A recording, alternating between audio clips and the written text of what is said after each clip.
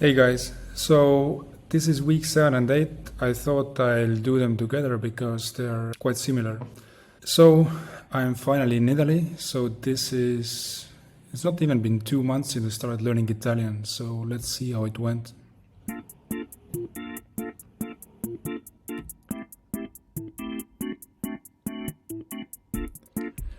As you can see, I didn't actually spend too much time studying while in Italy because there was too much else to do.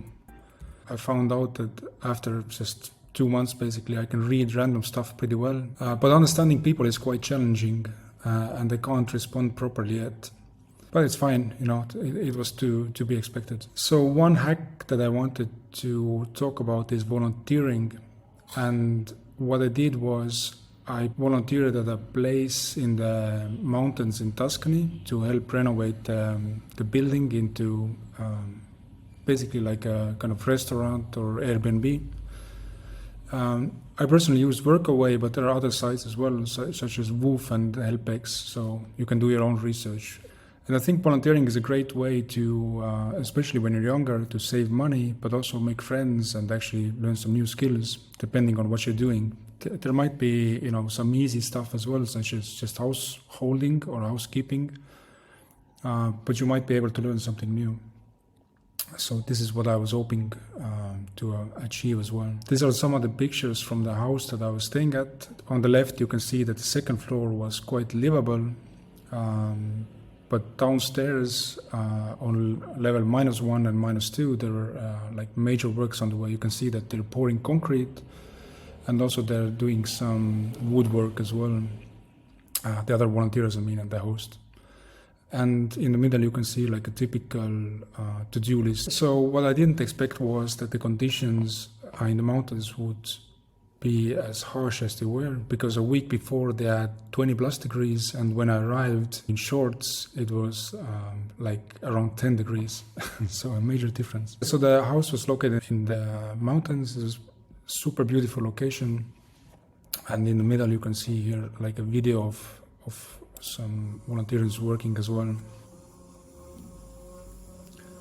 So depending on the day, you might do some sanding, you might carry the materials, or you might do something more skillful, as in woodwork or doing the roof or whatever was needed.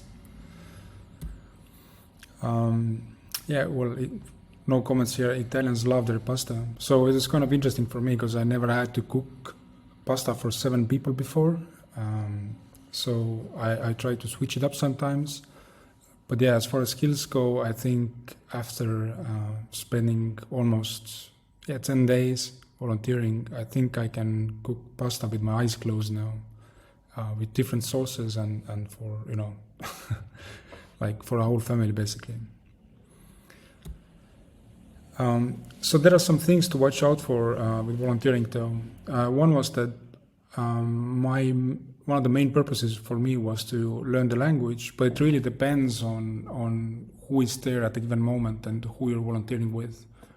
Because in the beginning, we had more people who could speak some Italian, so quite often the host would use Italian in the conversation.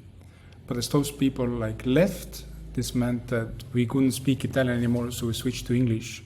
And also, when it comes to the living conditions, you should read the information carefully before you use it and make sure that, the house is heating and so on and so on. If you want to have it. I think there are many opportunities where people just kind of go for it, especially like in organic farms and eco-villages and places where there are no comforts whatsoever. So also in this case, it was a small village of 120 people, so there was literally nothing in that village except a church. Like there wasn't a single cafe or restaurant. I think there was only one other hotel, but that's it. So there's nothing to do. So unless you have a car, you're kind of stuck there. On the positive side, it was a great place for hiking. So we used that opportunity to go to the mountains when the weather was better. And also watch out for you need to be on the same wavelength when it comes to work, because some hosts will try to kind of overwork you or micromanage you. So you need to be very firm with them and just agree in advance that, you know, I will do 5 hours a day, but I will do it in my own tempo and so on, so on. So you wouldn't be pushed to the maximum. Because remember, you're not getting paid. You're there kind of for like vacation or vacation. So you are doing some work, but also you want to, you know, get some rest as well. So this is kind of maybe one of the main conflicts that those volunteering sites have, is that the hosts want to, you know, squeeze out the maximum from the people quite often, but the volunteers want to just basically do a free vacation. So overall, it was an interesting experience. I personally wouldn't do this kind of work again as a volunteer. As a first-time experience, it was fine.